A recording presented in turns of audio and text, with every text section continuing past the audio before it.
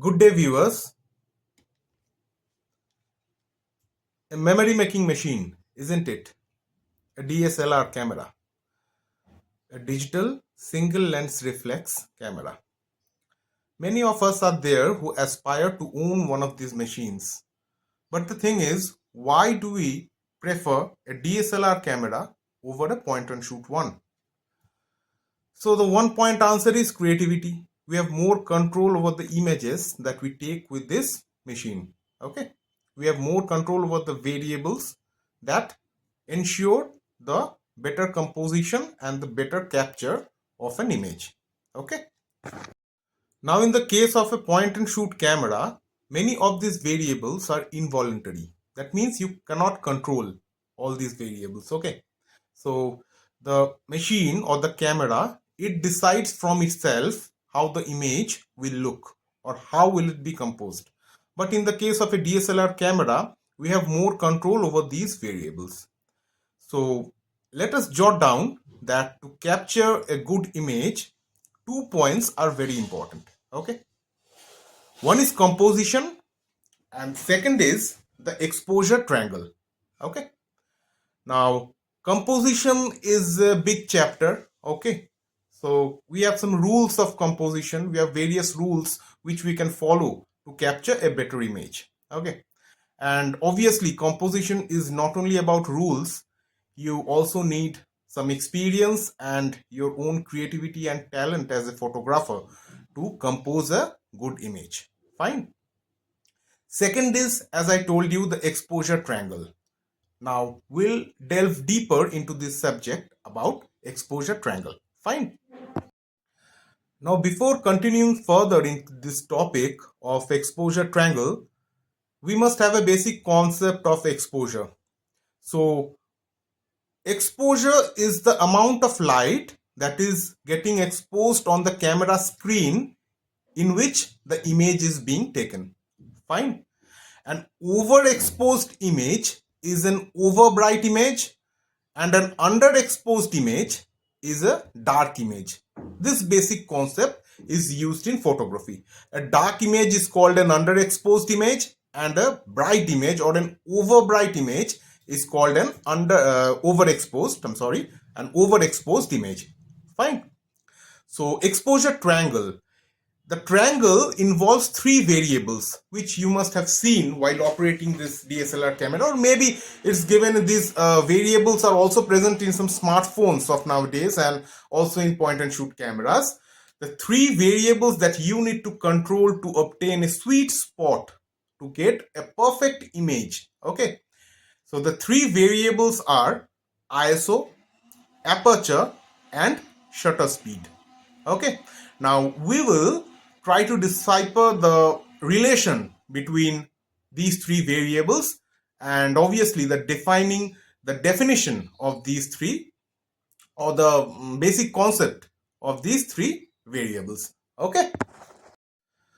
Now before continuing with these three variables or the definition of these three variables, I'll try to show you a basic image of a camera, any camera. Okay. Be it a DSLR camera, be it a point and shoot camera, what is the basic parts or the basic diagram of a camera? This is very important. We use camera, we take images, but many of us, we do not have a concept of how the camera works. I'll try to show you just the basic parts of a camera. Okay.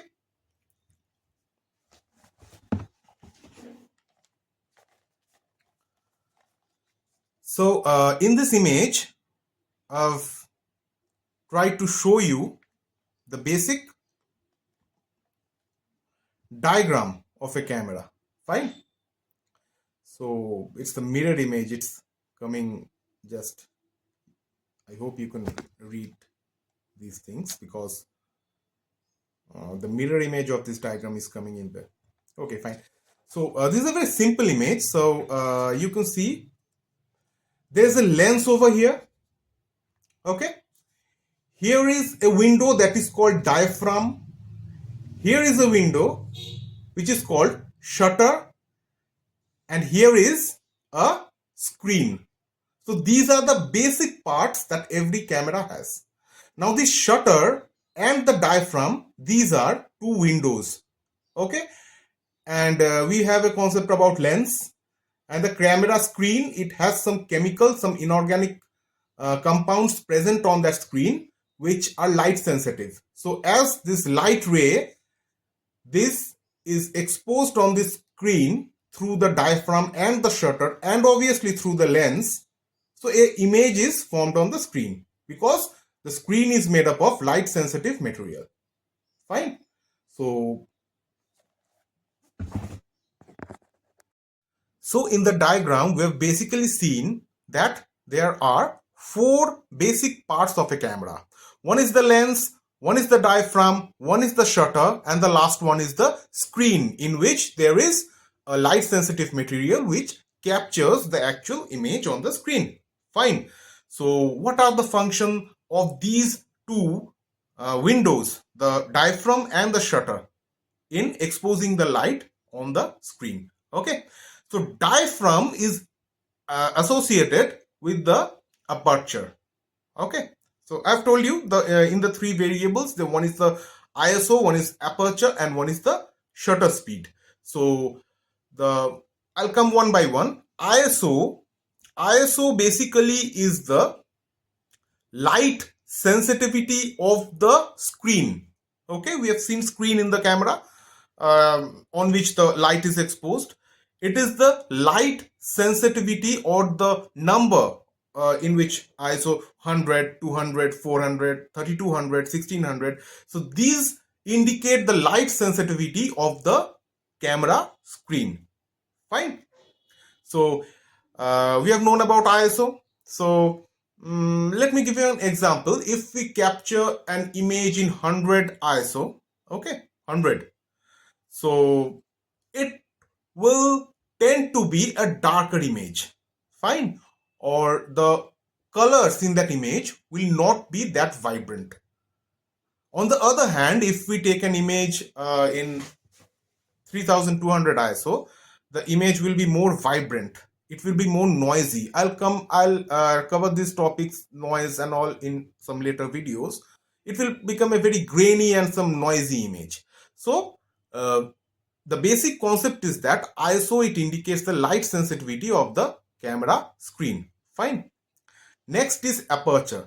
Aperture is associated with the diaphragm window. I've shown you there are two windows through which the light ray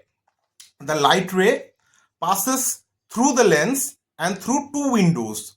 First one is the diaphragm, second one is the shutter. Okay. So aperture is associated with this diaphragm window. Okay. So this aperture window can become smaller and can become bigger. So obviously when it becomes big, it will allow more light to come in, and obviously when it is small, it will allow less light to pass through this diaphragm window. Fine. So aperture is the size of this diaphragm. It is indicated by F numbers. Higher the F numbers, F16, F20, the smaller will the diaphragm window be, and lesser the F number, the bigger will the aperture window be. So when we are telling that this image has been taken in f3.5, that means lot of light is coming through the diaphragm window. Okay. And in the case of f16, when the aperture number is f16, so we can understand that the diaphragm window has become smaller. How can we differentiate the images? An image with f16 or a higher f number will have will obviously be a little darker, and the background of the image, it will be clear. Okay. And the image that is taken in a lower f number, where a lot of light is coming through the diaphragm window, the image will be blurry. Okay, the background will be blurry, the objects will be blurry, and the total light will be concentrated on the subject. Fine. Next, we'll talk about the shutter speed. The next variable that is present in the exposure triangle is shutter speed. Now, obviously, we can understand that shutter speed is associated with the second window that is behind the diaphragm, that is known as the shutter. So, this window, which is called shutter, it opens and closes for a definite amount of time. The sound that we hear when we click a camera, that is actually of the shutter. Everyone, we know that. So this shutter is actually a window that is present behind the diaphragm window, and it exposes the light for a very small amount of time. Okay, like this. So it may be 1/10 of a second, it may be 1/20th of a second. When you operate the camera, you can see when you enter the shutter speed variable, you can see 1/10 of a second, 1/20th of a second, 1/30th of a second. What does it mean? It means that the shutter window will be open for that amount of time, for 1/1000th of a second, 1/1000th of a second. So obviously, when the shutter window is open for a long amount of time, it will allow more light, and for a less amount of time, if it's open for less amount of time, it will allow less light. Fine. So when do we use a small shutter speed? I mean to say 1/1000th of a second. When suppose we are shooting a bird, it's moving. When we are taking images of a moving object, we tend to stick to lower shutter speed. Or when the light source is very high, we are shooting in sunlight. Okay, so we'll stick to lower shutter speeds. And when we are shooting, when we are doing night photography or something like that, when the light source is dim, we'll stick to lower shutter speed. Fine. So we have tried to gain concept about these three variables which are present in this exposure triangle. One is ISO, one is aperture, and one is shutter speed. So I think I've been able to give you a basic concept about the exposure triangle. So in the next video, I'll try to give you some concept about the composition rules. Okay, I hope you did like my video. If you did like my video, then if I need any improvement on this subject, or any knowledge that I've missed out or something, you can always comment at the comment section of my video. So this is all for today, guys. I'll make you updated about the next video on Instagram. Goodbye.